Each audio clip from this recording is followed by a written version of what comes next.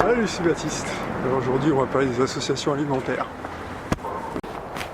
Alors les associations alimentaires, c'est pour retrouver de l'énergie en fait. On a tendance souvent à mal associer les aliments qu'on mange.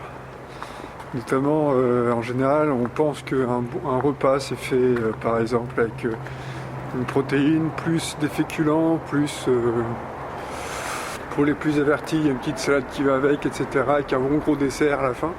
Et en fait, en général, c'est pas trop ça.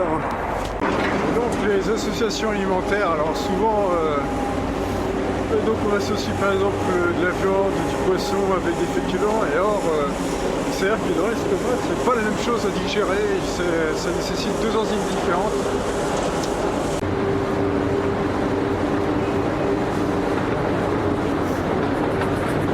Et donc il est intéressant justement de dissocier ça, et donc au cours d'un même repas, ne pas consommer féculents et protéines, parce que c'est dur à digérer.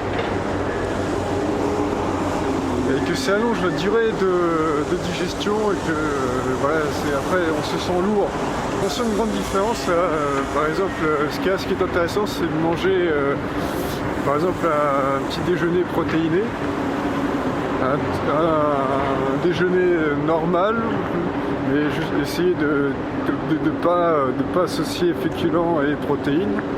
Et puis un dîner plus basé un peu sur les glucides lents, style bol de riz, etc. Enfin bon bref. Et on s'aperçoit que ça apporte un regain d'énergie.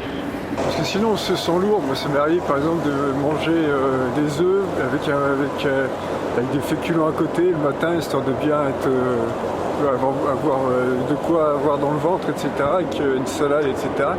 Au final c'était un peu lourd quoi. Du mal à digérer, un peu lourd quoi.